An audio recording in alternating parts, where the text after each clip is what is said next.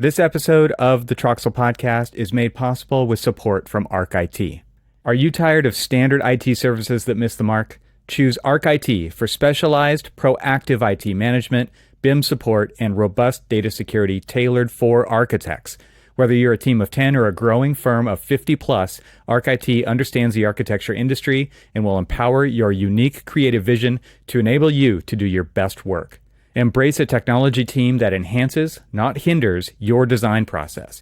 Visit getarchit.com for your free IT assessment and start transforming your firm and your tech experience today. That's getarchit.com. Welcome to the Troxel Podcast. I'm Evan Troxel. In this episode, I welcome Parley Burnett and Chris Shafer. Parley is the CEO of Iconic BIM. Previously, he has led product and customer success efforts at Unify Labs, worked as a BIM manager, led large content development efforts for manufacturers, and served on several different BIM standards committees. Chris has nearly 20 years of experience as an architect and leading large firms in their adoption of design technologies and Revit. He recently joined Parley to help digital design and BIM leaders better support their staff in their use of Revit. Previously, Chris was a senior project architect and the digital delivery leader for HDR Architecture, where he led global teams in North America, Australia, and Germany, developing and implementing firm-wide digital design technologies, standards, and processes. Previous to that, he worked with Perkins & Will and CBT Architects in Boston. In this episode, we discuss the hidden inefficiencies within the AEC industry. We discuss the automation of industry standards, educating software users in real time, streamlining processes, the importance of BIM model health, eliminating technical debt, and the ROI associated with these things, and more.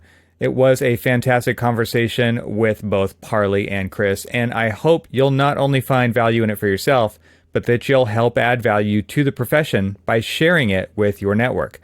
Please give this podcast a boost in the vast media landscape out there by subscribing wherever you listen. And if you'd like to receive an email when new episodes are published with all of the links and other information from the episode, sign up at trxl.co. You can also directly support the show by becoming a member at the site as well. So, as always, thank you so much for listening. And now, without further ado, I bring you Parley Burnett and Chris Shafer.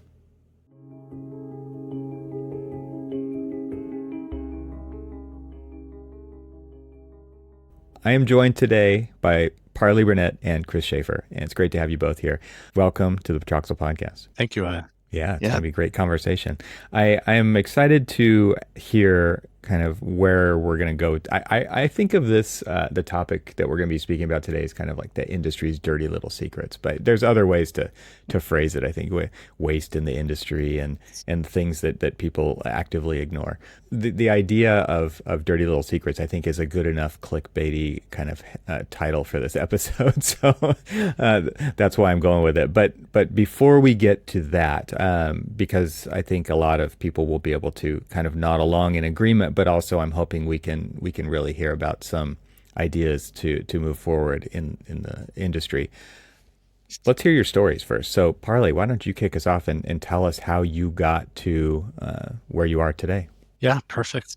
Try to keep it brief, I guess. No worries. This is long form. This is podcasting, man. This is where people get to know who you are. So yeah, don't try to keep it brief. Just tell the story. Yeah, I guess I usually say that fundamentally I'm a Revit nerd, right? Just to begin with. And basically working with Revit since 2005. And I think I quickly gained a passion for Revit, having come from AutoCAD architecture desktop. And basically kind of went into drafting, thought I wanted to be an architect, quickly changed my mind, thought I wanted to be a developer. I got a D in my first class of that. D for development. I mean, yeah, D. Sounds right. So I guess I was sort of not sure what to do, but I knew I had interest in the building industry and design industry. So went to UNLV, construction management, but really have always been working with Revit in one way or another. and kind of had my own drafting service for a time there to get through school, but then really gravitated towards especially the content side of Revit and the content strategies, everything else that goes around with that. Created a lot of content. And I think perhaps most impactful to my career was my time at Unify Labs. So I joined up with them in the very early days. It was 2010, really, before it was even called Unify. We went through several different names, and I was, I think, the third person there. And together with a couple of really close colleagues, kind of conceptualized the idea of cloud-based content management. And that was an incredible learning experience. It obviously kind of took hold on the industry as a concept. Now there's other products, of course, and now Unify is acquired by Autodesk, as a lot of us know. But during my time there, my 7 or 8 years, I was a manager of content creation efforts for like manufacturers, back when Autodesk Seek was a thing. So we developed a lot of content for that. And then I became a product manager. And then near the end, I was leading our customer success efforts. So,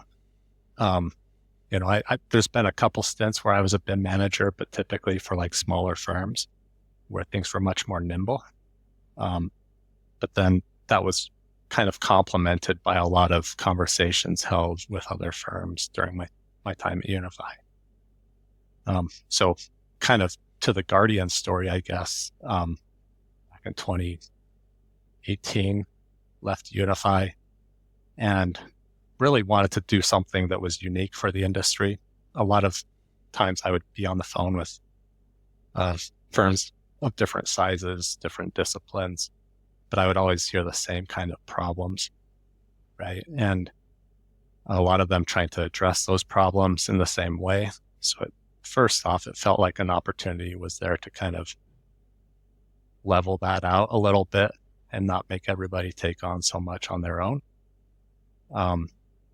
But also do things in a much more like natural, intuitive, in the flow kind of process, right? I had seen firsthand how anytime you have software that requires user interaction, like literally any buttons that you have for users to click on, at the barrier for adoption, right? So you really want us to do anything. You say this, and I'm like thinking about the apps that people use on a day-to-day basis, and there's like hundreds and hundreds of buttons, right? And so you're saying anytime there's a button, right? Anytime. Yep. And it's like you pull up these, like it just reminds me of like the dashboard of an aircraft, right? It's like there's a lot of buttons here, right? It's completely overwhelming for a lot of people, and you're talking about software that it just keeps adding buttons. That's kind of a fundamental feature. Exactly. More buttons. It's a feature.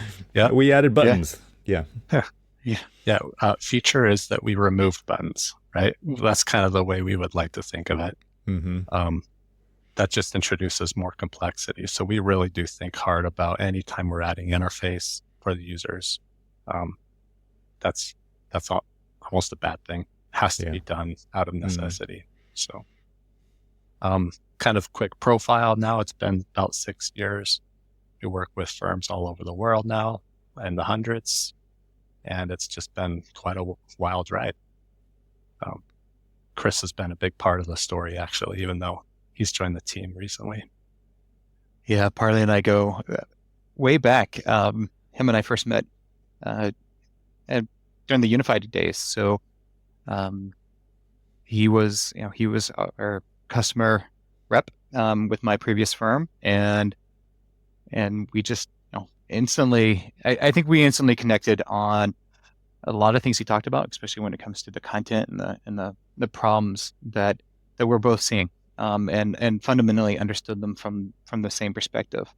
I actually come from a whole different perspective and kind of path, kind of getting to where I am here at Guardian. Is I actually started off as an engineer in the aerospace industry, but but I was really lucky early in my career, working for General Electric, producing jet engines. I was actually part of a team. They called them the blue sky team because they always said their heads were in the clouds. But we were responsible for converting the assembly process of jet engines from a analog one to a digital one. And this was a really interesting learning development for me. Was we were responsible first and foremost to solve problems that were kind of plaguing the assembly of jet engines. But as we did that, we would introduce technology into solving the problems and making sure those problems don't reoccur. And one of the things I really learned as an engineer solving these problems was at the root of every problem, there's the lowest common denominator, and that is the driver of that problem. And it's through research, it's through data analysis, and just testing to get to what is that lowest common denominator. And so fast forward, always wanted to be an architect, but for whatever reason, at 18 years old, I chose engineering first. But then after doing that for almost 6 years, I decided to go back to school to become an architect. And as soon as I got into architecture, I was like, whoa, I'm stepping back 20, 30 years from a technology perspective.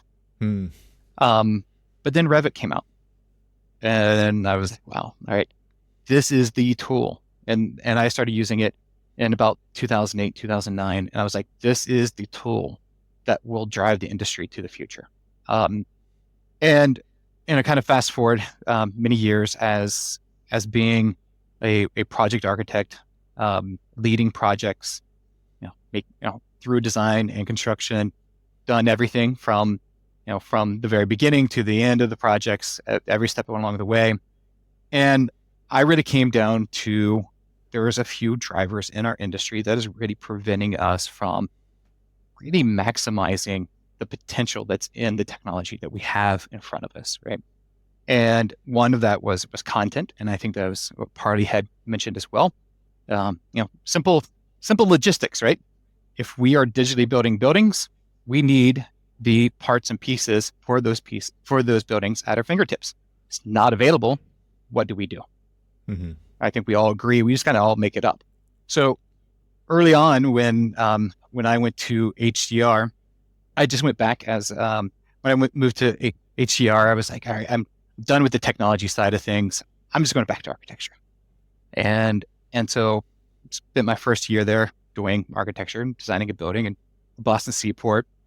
And then I just happened to see someone had mentioned to me within the office, like, oh, I did see there's this corporate role for a content manager opened up. And I was like, all right, I'll give it a go.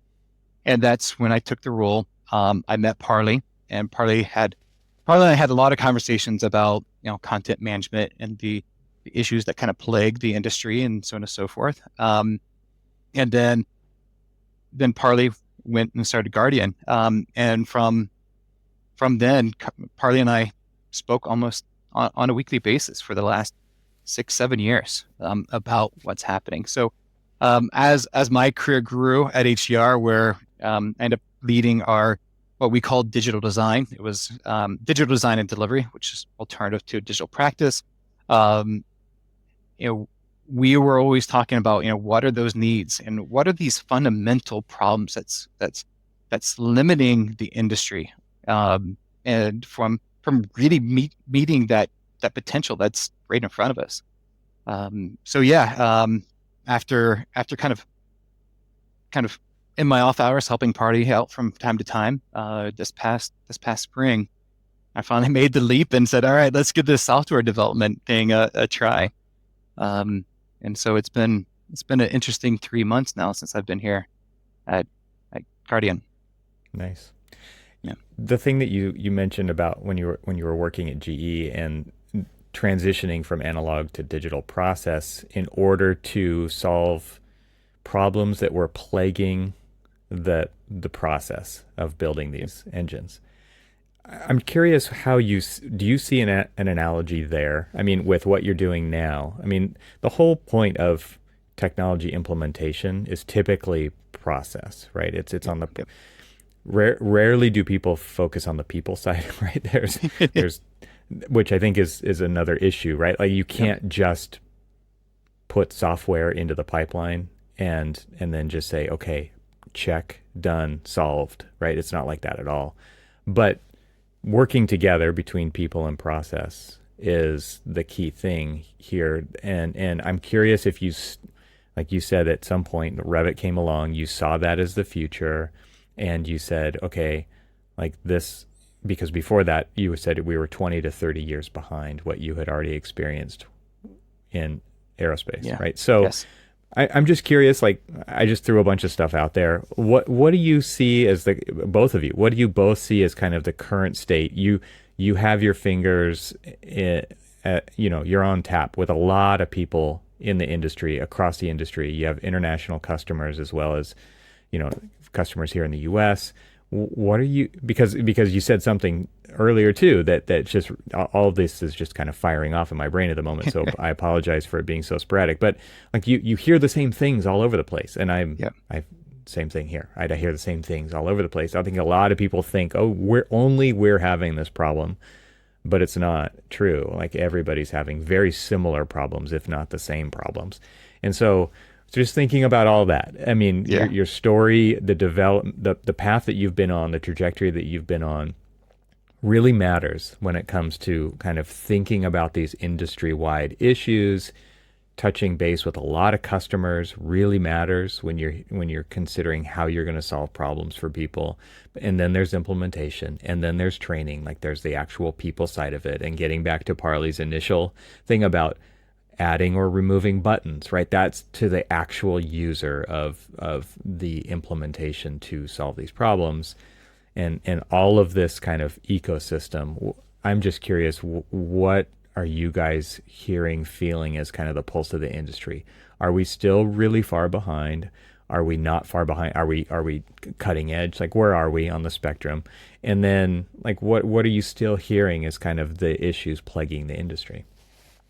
Either one of you take that and run with it. Parley, if you don't mind, if I'll start off with sort of the analogy that you asked about. That is, one, it does start with people. That is one of the things I first learned about when solving these problems.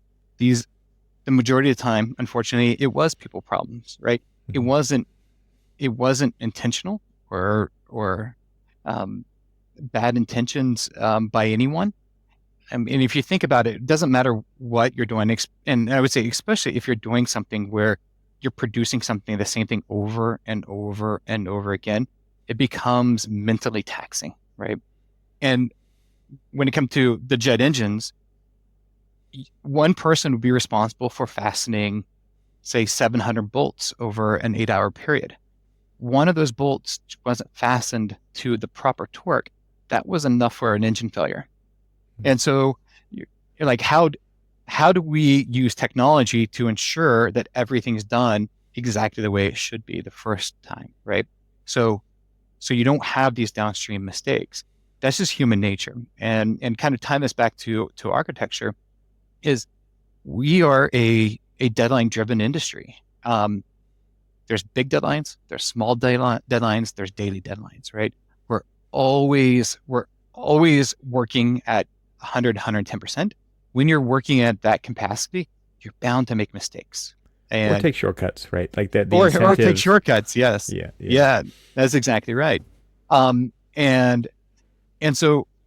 that's where I kind of see Guardian comes along, and I'll let Parley kind of extrapolate on that. But there's so much of what we do is really repetitive, and it is common throughout all of design. One may argue that when you're doing commercial construction versus residential, the parts and pieces are a little different and whatnot. But if you're in commercial design, if you're designing high rises or whatnot, there's a lot of you're using the same kit of parts, more or less. It's just the arrangement. So there is a lot of repetition and commonality in so much of what we do. And I think there is I don't know how to phrase this, but a thought in the industry, what we do each and every time is unique. And in the way I see what we're doing is we're saying, well, let's be honest here, that there is this thing we do over and over again. Let's figure out how we can apply technology to that, so those little mistakes aren't happening, or we're not cutting corners, because we prevent those downstream impacts on all of that. And partly, if you want to expand on how Guardian is helping solve some of those. Yeah.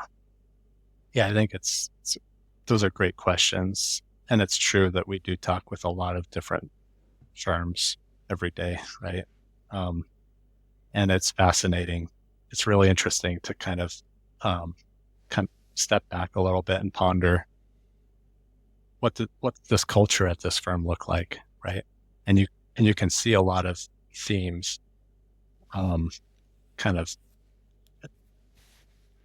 extend throughout the entire workforce that we touch and talk with. Kind of on the software side, we kind of look at ourselves as software, of course, but really more on the human side of things, where we're more of a reflection of a firm's existing culture. Basically everything in Guardian, just in case anyone hasn't seen it yet, everything has a setting, and it's highly customized, that setting. So as you're a BIM manager or design technologist kind of setting up Guardian, it tends to reflect your own personal style, really. We're there as a tool to kind of just allow you to scale that, right? So I think that's what we see as, maybe Guardian is sort of an analog tool, basically, in that you've got the soft skills that are still required. And then if you develop that, then it can be very effective to driving culture and change at your firm. I think that's one of the things that's, sorry, go ahead, Evan. No, you go ahead. Go for it. I think that's one of the things that's really important, is when it comes to digital practice, we'll just use that as the kind of catch-all phrase, is from my role and from my peers in the industry, a lot of conversations we've had, is everything that the practice does, the crossroads of where all the marketing, the sales, the project management, the technical leadership, the project delivery, it all comes to that crossroads at the interface of people and technology. And so understanding those dynamics and understanding the people behind it and what their needs and how they operate is really important.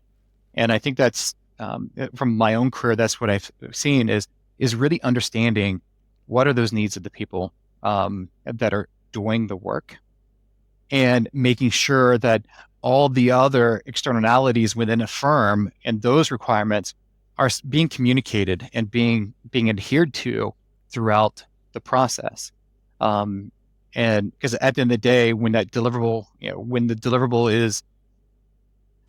is out the door, or whether it's doing the QA/QC process, all of that has to be done before that juncture in the project, right? And getting the people to start thinking about things kind of ahead of time, before things become problems, before they become mistakes. It is about really understanding the people, their mindset, what they're thinking about, what their priorities are, and how they like being communicated to as well. I think that's a big aspect of what we do, is understanding that communication in a firm, big and small, is really difficult. And how do you communicate the needs of technical leadership or design leadership or whatever it may be while you're in the flow of producing? And so I think that's really important aspect of what we do is think about the people and how people communicate and how people interact with one another. Yeah, it's interesting for you to bring up the needs of the technical leadership, because I'm trying to think if I've ever heard of that being phrased like that before. I feel like the thinking in firms is that the technology is there to serve the people as tools, but not that there's needs there that need to be met. It's more like, no, the function of this stuff is just to do what I tell it to do, however I tell it to do it. Yeah. But you're reframing that to say, like, there's a structure that is required. It's required that you adhere to it so that we get the value, the benefits out of it, probably later, right? But a lot of people are totally willing to hijack later for the comfort of like now. And by comfort, I just mean like getting something done, right? Like I just need it off my list. And that's where this kind of perverse incentivization happens, right? Which is like, just take shortcuts now. The idea of technical debt creeping into projects because people aren't willing to make decisions, or they don't know what they don't know, early on, to benefit the project, to benefit the value of what technical leadership needs out of projects. That just gets, to use the Karate Kid metaphor, right? Sweep the legs, Johnny. Like just cut the legs out from underneath it now, because I have a deadline. Like, to your point, Chris, I have daily deadlines, right? I just need it to kind of work now, and I'm screw around and find out, right? That's what ends up happening, right? And so this idea of kind of, so here's the other thing that's going on in my head based on what Parley was saying, which is every firm's the Wild West, and to what you said, Chris, every project is unique, right? Everybody thinks their project, and to some extent, yes, unique assemblies, unique site, unique client, environmental orientation, all these things, yes, but using the same parts to put things together. And so what's interesting to me is you guys are responding to that situation and saying, well, your culture is unique because it's made up of individuals who come together to form that culture, and we want to meet you where you're at rather than force you to use a tool in this very specific way, which is big platforms kind of do that, right? They force people to use the software that their way. And that's where all of this screwed up behavior happens, right? It's like workarounds, like that's what this is, because it's complicated and not everybody has the same training and the same know-how, and they haven't been using it as long as the person, the expert over there.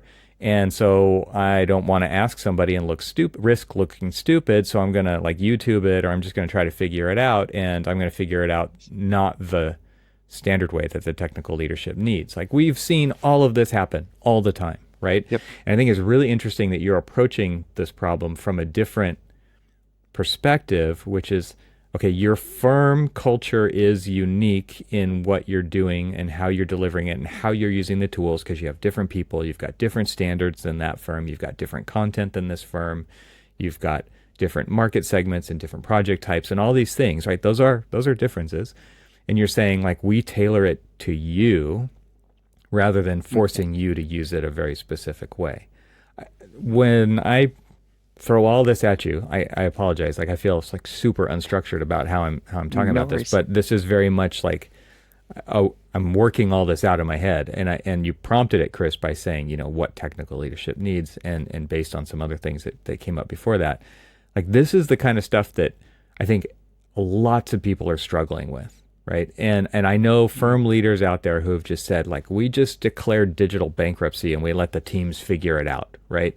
Yep. And then we're just there to put out fires, and we're there to kind of smooth over the road bumps, and we're just trying to just keep it going. Right. Just keep the wheels on. Right. Exactly. And there's the other side of that coin, which is like, it's super structured. You have to do it this way.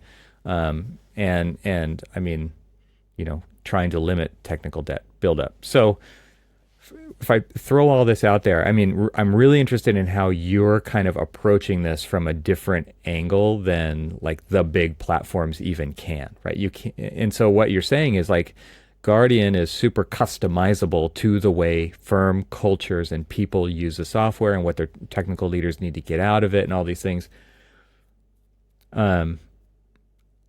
I just imagine that like at some level, and maybe I'm wrong, that's got to be a little hard to manage because everybody's doing it a little bit differently still, right? There's no industry standard here, right? Like this is still kind of firm culture, firm standard kind of stuff. So, I mean, what does that trigger for you guys? Kind of like me bouncing this back at you. Yeah. One of the things hearing that is, take a simple thing, say browser organization is You're talking about the Revit like project the Revit browser. project Okay. browser organization, right? Yeah. Something as Okay. simple as that, right? All that is organizing of your views and sheets. Mhm. Especially early on in my career in using Revit. And this happens with everyone in architecture. You kind of bounce from project to project, right? And you go from one project to the next, and the browser organization is completely different than the other. There's a learning curve, and there's just, talking about waste in the industry, right? That's just waste. Yeah. And then you would have, say you hire a new architect or a junior architect, and like, well, my last firm, we organized it this way, and they go in there and start changing their organization right within that active project to that organization. And then you have just layers and layers of all these other standards. And at the end of the day, you've got nothing, right? Everyone's just confused. And I think we've all been there. We spend 20 minutes just looking for a view, right? And so with, one of the things with Guardian is we're not saying what that browser organization should or shouldn't be. We're just saying, hey, this is something that is set up by the company as a company standard. Those, the administrators, the digital design leaders in the firms, they're the ones who's responsible for setting that up. But Guardian just ensures whatever was set up by those leaders that is being adopted and adhered by all teams and everyone on there. And if the Guardian administrator chooses to do so, people are prevented from changing it, right? So they're being asked to kind of follow the rules, and there's a lot of layers of tools that make sure that those standards are set and they're easily adhered to. And I think that's something that's really important. Is it's one thing to say, hey, here's your standards, but it's another thing to say, well, we're making it easier for you to do your job by these standards are kind of set. You don't have to think about it; they're there, and whenever there is something that is not meeting the standards, we're just going to change it for you. We're going to change it to the standard. But Parley actually has a really cool history on where he ran into a situation where someone wasn't a big fan of the standards or lack thereof, and how a simple interaction, and again, come back to communications and people, how that led to actually winning someone over. Yeah, it's a fun one. And I'll share it. But Evan, I think you said it better than I did. We do try to arrive at where they're at from the beginning, and we kind of view our role in the lifespan of our relationship with the firm as consulting them and guiding them and taking the good parts that we see at other firms and kind of allowing them to kind of morph into a more positive culture. And technical debt for sure is a concept that as software developers we're well familiar with, right? And the reality is, like, we are technology people, and so sometimes we're not aware of the technical debt that we're accumulating. Now, think about Revit, right? We're working with artists and designers who may not be as technically minded. They don't even know they're creating that technical debt.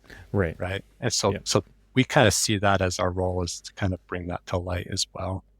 And the story that Chris is talking about, in software, we often say, there's this phrase, we need to eat our own dog food, right?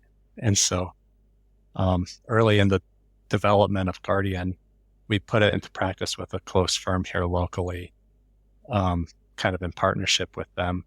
We deployed it to the users, and I think we had a prompt show up to users when they went to the line styles management dialogue, that basically said, like Chris was saying with the project browser, okay, this is our standard.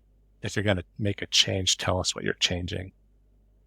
And we had a user there that was like well known for being the bull in the china shop, right? Just kind of go, go, go. Very quick. Not really caring about Move anything. fast and break things, right? Yeah. Break everything. Yeah. Notorious for this. And he sent me this message of the Guardian dialogue, like, hey, how do I get rid of this? Right? He was quite adamant about this. And I basically had a conversation with him. I was like, well, why do you want to get rid of it? Well, I see it every time I go to line styles. And then I asked, well, what are you trying to do there? And he's like, well, I'm trying to make a red line style that I can mark my plans up with so I can come back later and make changes. I was like, well, sounds like that's something that you're doing on every project. Right? He's like, oh yeah, for sure. I was like, well, now that I know this, I can add that line style to the template and you'll never have to do this again. Right. Mm-hmm. And that's when the light bulb went off to that user, and became almost the biggest advocate for it, the firm. This episode is made possible with support from Guardian for Revit, because even superheroes need sidekicks in the BIM world. Are you ready to say goodbye to the model headaches and hello to a smoother BIM management? Meet Guardian, a revolutionary Revit add-in that's like a command center for your BIM strategy. Guardian is dedicated to helping teams protect their models, automate consistency, and ensure a standard of quality in their Revit projects. With Guardian, you'll save time, avoid mistakes, and build trust in your system. Guardian takes a holistic approach to improving the user experience by providing the data and solutions you need to address issues quickly before they become a problem. Through actionable insights, you can customize the Guardian settings to reflect your firm's standards and best practices with in-the-moment user education and project protections. Guardian ensures your teams can focus on what they do best: building, designing, and engineering. Trusted by firms worldwide since 2018, Guardian is your go-to add-in for the complex world of BIM. With immediate and measurable ROI, firms have saved thousands of hours by preventing mistakes before they happen. Are you ready to elevate your team's Revit experience? To learn more or take advantage of a free 30-day trial, visit www.getguardian.tech/TRXL. Together, let's take a stand in the new, proactive era of BIM management. My thanks to Guardian for supporting this episode of the Troxel Podcast. And now, let's get back to the conversation. Something you mentioned earlier, Chris, was the 20 minutes that somebody would spend just kind of learning how to navigate a project. And this is, I guess, what I was alluding to in the very beginning about like these dirty little secrets. It's like nobody really wants to recognize that this happens all the time in many different forms with, right? It is not always just the inexperience of a user, right? It is often because we are, ad hoc, is a previous title of an episode. AEC is an adhocracy, right? It's like this idea that every team, we disperse, we come back together in a different form, different phase of a project, different project type, different template maybe for that project, different project leaders, different technical advisors, different structures in these files, these giant databases that we all get into to work on a project. And okay, so what we've buried so far is just like what Guardian does, and you've mentioned a few things about it, but I think I would like to set this up so that you can talk about what Guardian does in a more comprehensive way so that people can they can actually say, oh, okay, I get it now. But using this as like the way to get into there, which is like this 20 minutes that somebody spends just learning how to navigate through the views, how to find a view that they're looking for in a project browser. That's one example. And you've talked about line styles, and you've talked about content, and you've talked about kind of these pop-ups that happen that, maybe they give somebody information, maybe they ask them to make a decision, maybe they're, they're these prompts that happen. So all of this has been stated, but now I want you to kind of give a broad overview, because I know we can't get into the specifics of every single thing that Guardian does because it's so comprehensive. It's like as comprehensive as Revit is itself, right? It's like, yep, it does everything. But at the same time, like I want you to give people an idea, like why is it called Guardian? Like what is it guarding? What is going on here? And how is it addressing the dirty little secrets of every single project that people get into, and how nobody wants to actually say that time matters and it adds up and it is worth something. What can we do about it? Right? Like, to me, that's really what we're talking about here. Yeah. And we're talking about a tool that kind of helps us address those issues. Yep. Want to take Parley? that, Chris? Yeah, I'll take that. Yeah. So Guardian, and at its core, what it does, it automates consistency across standards and processes and best practices. It educates users in the moment of, what are that firm's standards, best practices, and processes, but then also provides actionable insights on how people are actually utilizing Revit to actually execute their projects. And so we really see that standards and process is such important to the culture of what a firm is. And so what Guardian does, it kind of, on almost a command by command basis, tries to figure out to how are your users utilizing that command, and how does your digital practice, your digital delivery leaders, how are they working to make sure that everyone understands what are those standards around those, what are the process around each and every command. And in addition to that, by having the data behind all that, it helps the digital practice leaders to understand with this particular command. And we can just go down the list there of all the different features and commands that Guardian is addressing. By providing that data, it gives them the opportunity to say, well, I see this amount of people are using this command incorrectly. Maybe I need to focus our training this week on that command or that process or that best practice. So fundamentally, it's a way of providing consistent standards, process, and communications around that. I think what most people know Guardian about is the command prompts. When a user goes to execute a command, rather than instantly going into that command, Guardian will prompt the user a customizable message by the firm, which can also be customized at the project level as well, of how this command is to be used, the best practice, the process, and so on and so forth. And so it's a great tool of just communicating standards, processes, and best practices. Okay, I want to raise my hand here and say, okay, that sounds, and I'm no offense, Chris, that sounds terrible. That sounds terrible, and because I think people are going to hear that and be like, "What?" Now it sounds like everything's going to take twice as long, right? Because every time I click on a tool, it's going to prompt me, and I know that's not how it works. So I want, I want you guys to take that little bit of feedback right there in the way that you talk about your tool and talk about that, because addressing that is definitely going to be a concern for people. It's like, because I mean, one thing is, as a former digital practice leader myself, right? It's like we talk about the difference between handcuffs and freedom when it comes to standardization of processes, right? And the way that we use things. It's like some people say that sounds terrible, that sounds like handcuffs, and at the same time we're saying, okay, but if we reframe it to say like, okay, now you don't have to think about that stuff anymore because we've taken care of it, and now you can go focus on stuff that really matters. Like that's one example, right? But the things that you're talking about here, it's like it's not slapping you on the hand every time you do something, right? But exactly. It is a training tool in the moment. And I love how you said that, where it's like, it's in the moment. And it says, to Parley's point earlier, all I wanted to do was create a red line, right? So that I could mark up my drawings so that I wouldn't forget what to come back to.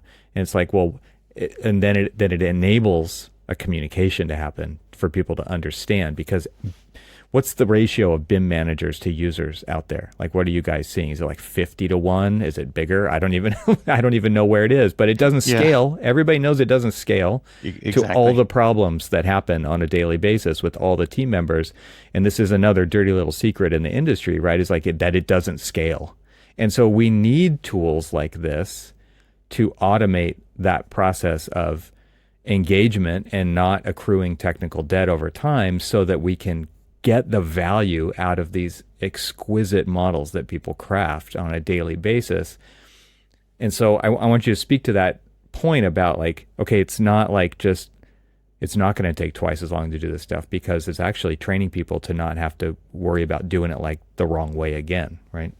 Yeah, exactly. Chris has some good experience implementing this. Yes, yes. Having implemented to over 1,000 users, I've seen and heard it all over the years. But just from my own personal experience, I having been a Revit user, a Guardian user for years, I developed a little saying: I don't get in a car without fastening my seatbelt. I don't get into Revit without having Guardian. Even as a power user myself, I've experienced where, hey, our natural tendency is to cut corners sometimes, or I can get away with this, right? I'll come back to it. And sometimes those gentle reminders are like, hey, we're all prone to making mistakes, especially where we're in a hurry or under the gun of a deadline. I actually have an interesting, my very first project utilizing Guardian. This was a developer driven building in Boston, very fast pace and whatnot, and just shy of 400,000 square feet. And it was a really interesting case study here where we had the team all operating in the same direction, rowing in the same direction, right? And another saying I have said over my career is, Revit's like death by 1,000 cuts, right? It's never this big thing. It's always this one little thing. But over the course of a project, all these little cuts add up to something big.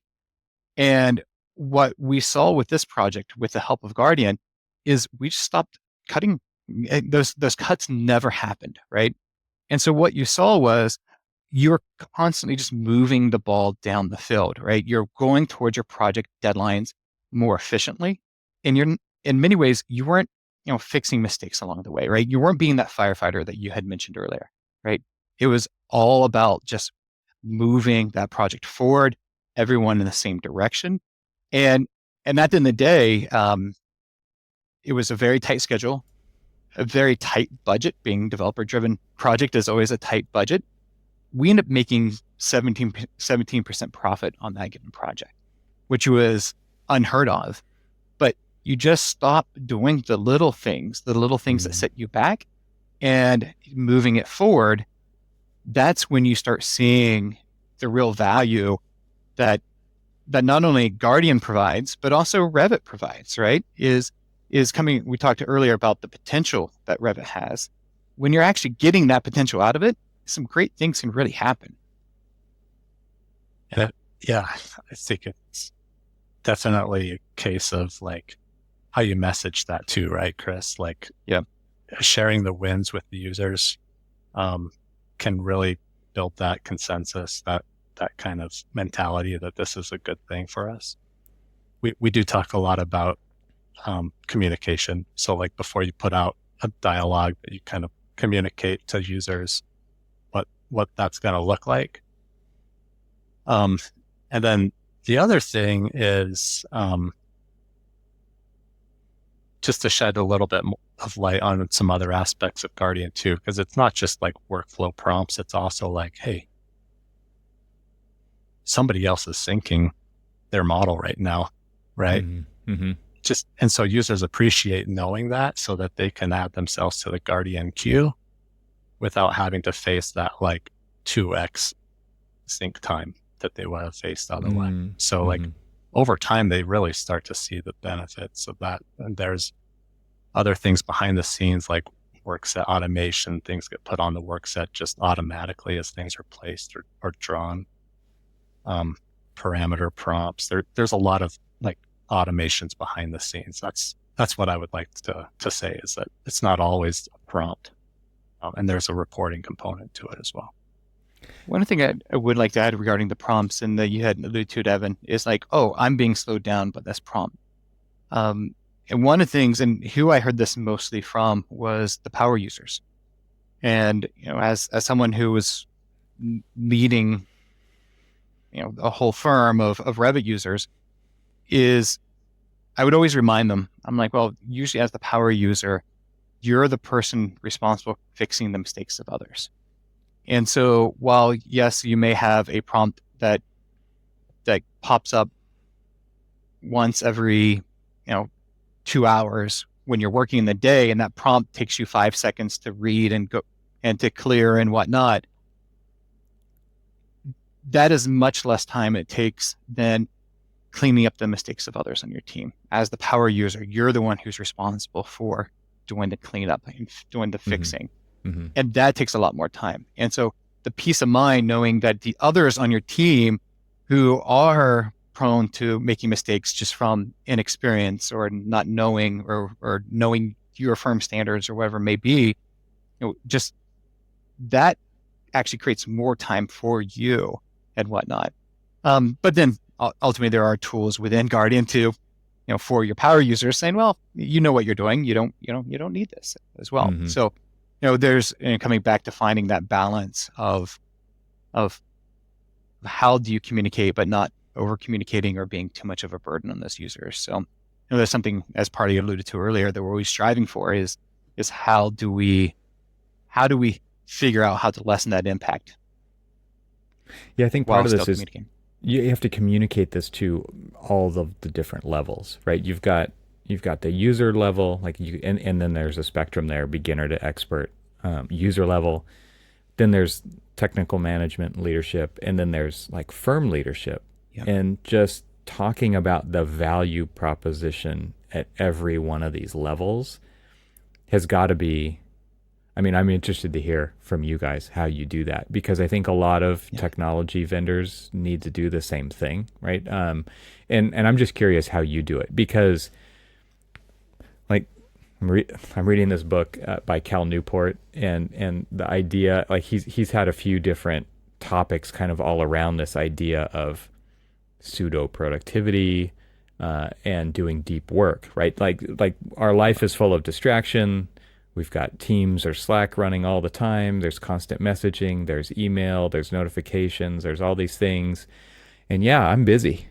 I'm busy doing email. Like nobody became an architect to do email, right? But that is how much of our day is spent just addressing the inbox, right? New things to do. Like that's what your inbox is, right? It's new things for you to do given by somebody else who didn't have permission to tell you to do something, right? It's just but that's what it becomes, right? And firms don't address firm leadership. If they actually counted how much time people spent in Outlook every single day, they'd be like, what? We're not doing projects when we're doing Outlook. You may be addressing a client's concerns, or you may be kind of in a roundabout way, getting something done by assigning somebody a task, or you're talking to a consultant or something like that. But an inordinate amount of time gets spent doing email, which is not doing architecture, right? So and we don't talk about that. We don't talk about how much time people are just spending chatting, which is, maybe it is project oriented when they're chatting on Teams or Slack or something. But a lot of times it isn't, right? And it's not like we need to be 100% productive all the time. That's not what I'm saying. But there is a huge amount of we just don't address the waste that's going on here. And so from a leadership, people who do the work know exactly what I'm talking about. It happens all the time. We're all guilty of it. And at the same time, we're quote unquote using these tools to get work done, but we're kind of not at the same time, right? And so from a messaging to the leadership standpoint, when you guys talk about addressing waste that's going on and what is the return on that investment of getting that time back, how do you communicate to those people? Because to me, they're the decision makers in the firms. Users of any level can go say, hey, I heard about this thing. It sounds incredible to actually get us all on the same page and enable us to get more value out of these intricate, incredible models that we're building over many years. And it's standardizing our data, and it's standardizing, when Sally goes from this project to that project. She's going to know right where to pick up because we're developing these with the same standards, and there's lots of value to be gained in that. How do you communicate that to leadership so that they actually understand that? So I'm going to provide a little anecdote here to start answering that question. Is when I first implemented our model health strategy, and Guardian was a vital tool in that process with my previous firm. In my role, and I guess my boss who I reported to, we never felt like we had the authority to actually require it. And then after a couple years of doing this on I would say a voluntary basis, but we were really focused on our largest projects, getting the teams to utilize the model health strategy. Again, Guardian was a critical part of that, and that covered about 60% of our firm. And as we were wanting to do and grow and ask for more money to do other things as well, we were presenting the savings that we were seeing with our model health strategy. And one of the things that we were presenting was just say sync times. Parley had mentioned earlier, is we were through that model health strategy, we were able to reduce our sync times by over a minute across the firm. Each time. And when each sync. And so when you look at that across the board, that equated to almost $600,000 a year savings. Just, obviously not all that is seen or gained or whatnot, but the reality, and coming back to dirty little secrets, everyone knows as well, people kick sync and then they go check their Outlook, or they go to their IMs, or they go get a cup of coffee, right? So that 2 minutes, right? So that 2 minute syncs ends up being 10, 15, even longer, right? Mm-hmm. It becomes a distraction. Yeah, you get distracted doing something else, right? Exactly. Mm-hmm. So how do you eliminate the simple setbacks, the simple distractions that lead to larger distractions? And one is quite, I'm going to say, you go down the list of so much of what Guardian does, and you start looking at how much this actually cost a company by not preventing, mistakes or misuse or whatever it may be, or the lack of standards. And on its surface, the ROI is just instant.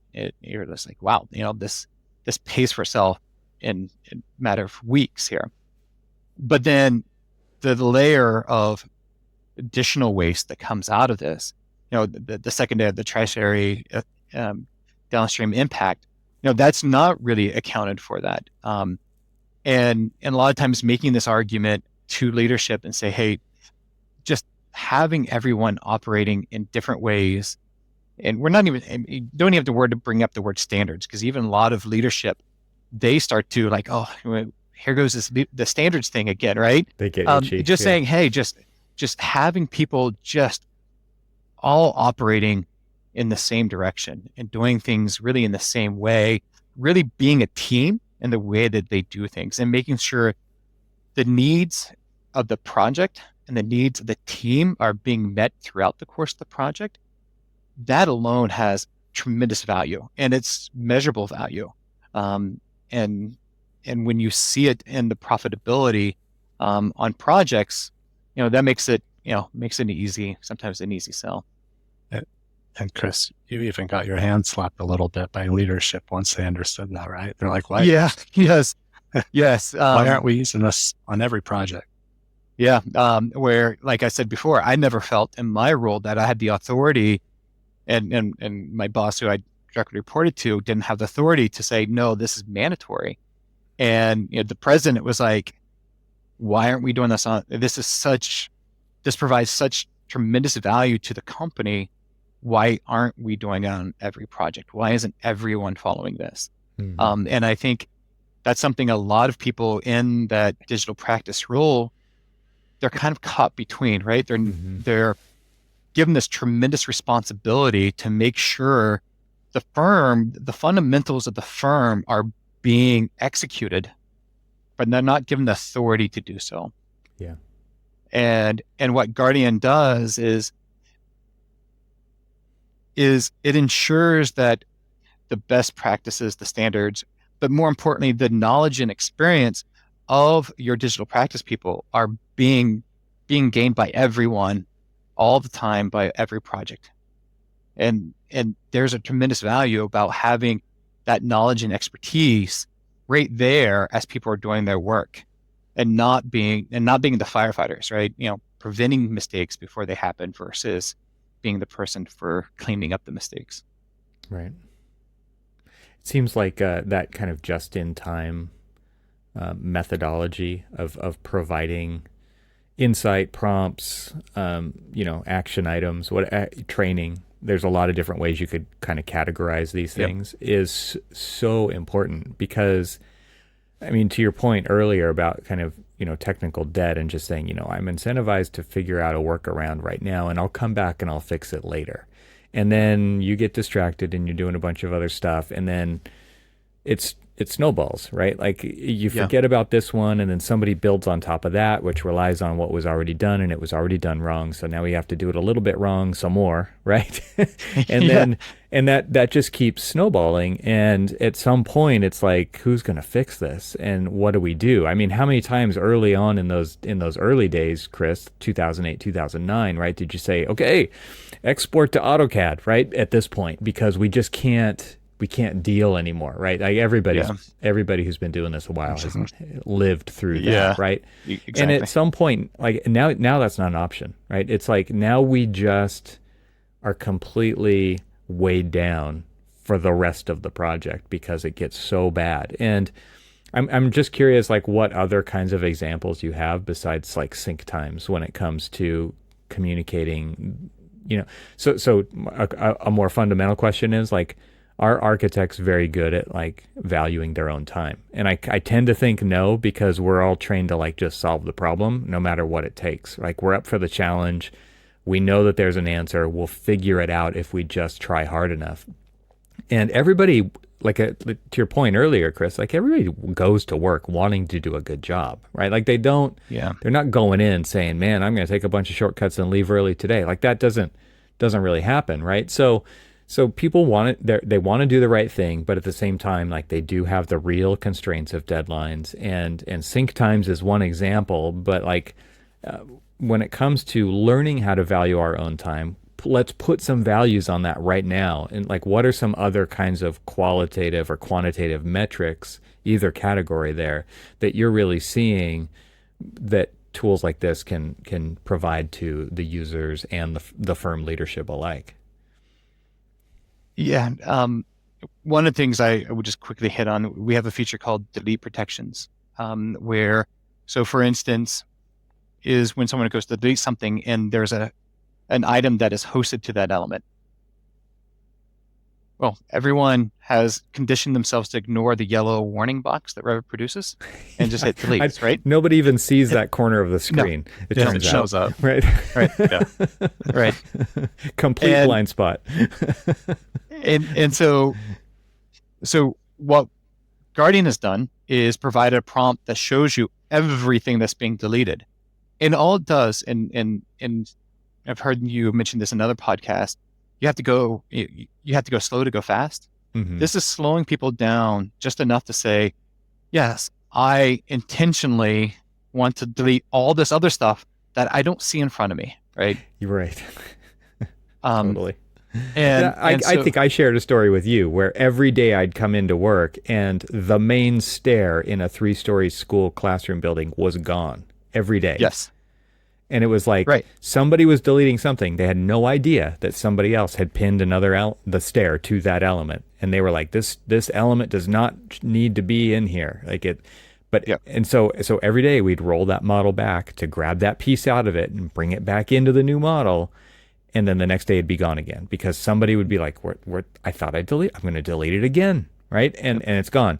And so to your point, it's like, if you don't know, you're not doing it wrong on purpose, but if you don't know, I mean, all you're doing is saying like, hey, here's some additional context you might want to be aware of. That's exactly right. And it is just communication, right? Communication. Hey, these are the things, because we understand many of us understand with Revit, I call it the butterfly effect, right? You touch one thing and something on the other side of the model is impacted. A lot of people just fundamentally don't understand that about Revit, right? Right. There are things outside of your immediate view that you're impacting. And all we're doing is bring awareness to that. And we're seeing that in the data, how frequent people are actually saying, no, I don't want to delete all this, right? And so so I don't have the exact numbers off the top of my head on how much this is being used, but this is one of the most common data points that we see is people just have stopped. Well, and if you use my story as an example, like every single day, we're going back and opening the old model, we're pulling that piece out, we're copying it, we're pasting it into every single day. And then somebody else is finding that element and deleting it every single day for a week, right? And it's like, okay, well, that's just one version of why this kind of thing exists, right? And it's like, it is an actual amount of time. It is not incidental. Right. And coming back to your example is and why does someone keep on repeating that? Because they don't know that they're deleting the entire stair while we're at it, right? And so having the information about who deleted it, when and where and whatnot provides the BIM manager or the model manager to, hey, this so-and-so went and deleted the stair. Let's go have a conversation with them about, hey, I understand that you weren't trying to delete the stair, you're only trying to delete this, but this provides an opportunity to have an educational moment and say, well, by not knowing that they're deleting this shows a fundamental misunderstanding of how Revit works, and also opens the opportunity to have a teaching moment and say, hey, this is the way, say, annotation and Revit work, and so on and so forth, right? Annotations view specific, while model elements is in every view. And those type of things, a lot of that is missed. Those simple opportunities to teach are missed. And by not knowing and kind of sweeping it under the rug actually doesn't really help anyone in that situation, and especially the person who's deleting the stair, right? No one wants to make that mistake, right? And so having an opportunity to help people before they get into that situation we feel is like the better opportunity or the better position to be in. Yeah. We've heard from a lot of interns and that junior level of designer, Revit user, appreciate the fact that the guardrails are up, right? To that point, nobody wants to make the mistake. On that feature, the number, Chris, is about 50% of the time users are canceling. So we do track the cancel rate on every kind of prompt, which is incredible information to show leadership. That's another way that we kind of go up there, Evan, and kind of inform them about what Guardian's doing. 50%. And the numbers aren't small too. We're seeing a lot of cancels, and it does track the actual elements that would have been deleted. So when you see that, there's a lot of work product would have gone out the window. Right. Another qualitative. Go ahead. I'm interested how you talk to firm leaders who say, what do you mean I have to get another piece of software to plug all these holes in the main software we use to deliver projects? That's got to be a sentiment of, I don't know what, we've got to be frustration there for sure. Right. But it's great for you to be able to create a business out of all the holes that do exist, but the platform is not solving these problems. And that's got to be a little disheartening for people to say, we already spend probably the biggest chunk of our software budget on this platform that everybody uses differently in very different ways, and there's all these potential problems that just creep up here and there. And now I've got to get this other thing to help do that. How's the story go? How's the communication go around that? Back to that example of CAD and, let's just print this all to CAD, right? Just export, kind of scrap it. Right. export to CAD.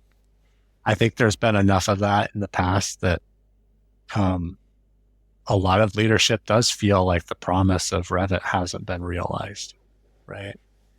And it's unfortunate. I wish it wasn't like. I think we try to convey that we're a complement to the tool and providing a level of customization that like company like Autodesk isn't likely to. Who knows? Seek after providing. But Yeah. what's your take on that, Chris? Yeah, and if you think about it, is Revit's designed to the tallest skyscrapers in the world to Everything. Yeah. residential sheds, Just right? And I don't know what you're talking about, Chris. yes, little inside joke. And everything in between, right? And how do you create a tool that has to work that broadly? Mm-hmm. But then so specifically for a firm that does say residential versus a firm that does healthcare specifically, right? I don't know how Autodesk could do it in a single platform, and then I think that's where Guardian really comes in. Is like, well, Guardian is really providing that layer of your firm's culture, your standards, your processes to that, where you can customize basically how your users are using Revit to deliver projects in the way that you want to, and not have this sort of open book or open process. So in many ways, and this is something that I've heard over the years, whether it was in my previous firm or here with Guardian, is there's a level of comfort. And you had mentioned freedom, right? There's a level of comfort knowing that a lot of this has already been figured out, and you have the runway to focus on your job, right? The standards, the processes, everyone doing the things in the same way, that's taken care of, and then you can focus on doing your job. Yeah, interesting. I know that this is sounding, I don't know, maybe people think it sounds too good to be true. I mean, everybody has that story. I have this, Yep. I hear this story from my wife all the time, who literally hates using Revit every single day.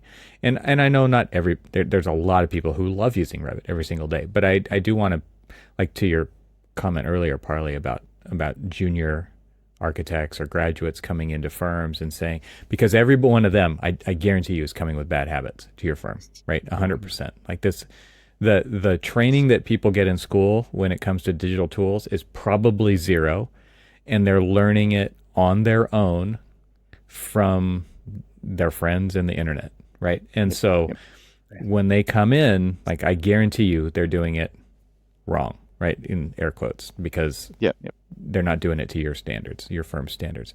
And I mean, you mentioned it also from people coming from other firms, and how we did it there is how I want to do it here, because that's my experience and I'm comfortable with that.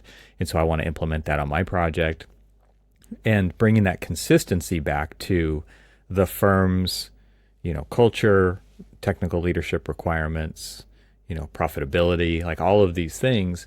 It's a really big deal. Like, and in order, we mentioned earlier, like, this stuff just doesn't scale with at the personal level, because the technical staff, there's just not enough. There's never enough, right? And these tools are table stakes. They're just a guarantee. We're going to use these tools on every single project. This is how we deliver projects. We don't deliver projects any other way. We're not going back to hand drafting. We're not going even back to CAD. We're not doing any of that stuff anymore, right? And so to not understand that this has a huge business impact, as well as a culture and training and professional development impact, like, you have to realize that in leadership at these levels to understand why any of this matters. And to me, like, I know at some level maybe this does sound too good to be true, but at the same time, like, you guys have done it, and that's why I wanted to highlight it on the podcast, because when I saw what this is, like, I have all of these scenarios, and I started out this whole rant right here about what I hear from my wife, which is like,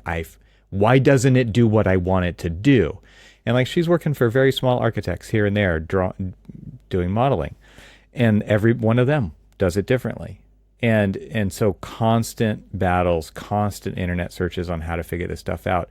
And so Chris, like you bringing up, like somebody's already figured this out so that you don't have to. And having a way to convey that to staff who doesn't know what they don't know is huge. Like it's just absolutely huge. And so kudos to you guys for doing the work and plugging a lot of these holes that do exist, and but also like educating people through the process and meeting them where they're at, right? Because it's not just handcuffs and it's not just slaps on the back of the hand or on the back of the head, as sometimes it might be, right? But it's like that you're taking a different approach to it, and I think it is a very personal approach, and it's a very human approach, because those are the people who are actually using these tools to deliver these projects, and so it's worth highlighting. Like absolutely worth highlighting. And so I appreciate you guys coming on the show to talk about that today.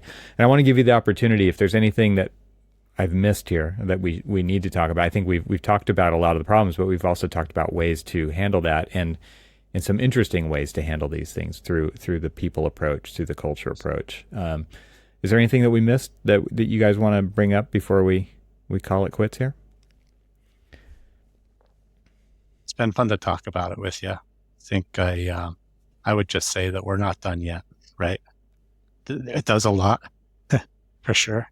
It does a lot, but the challenges there in Revit are quite many. So we look forward to continuing the path. Yeah, I don't hear the same rant from my wife every time. It's always a different thing. To your point, right? It's like there's a lot more work to do. So, and I appreciate that you're up for it, because I know obviously there's a business case for it, but at the same time, like you're interested in firms getting better at what they're doing, delivering better products to their clients. Because I know you guys as people, right? And these are the things that you're passionate about. So, so thanks for bringing that up, because it's not over. And software is never done, right? I'm sure you've got a roadmap that's enormous. So that's cool to see. It's cool to see things coming out, new ways to address these problems. And thanks for taking the time to talk about it today. Yeah, we really appreciate the opportunity, Evan. It's been fun. Yes, it has. Cool. Thank you.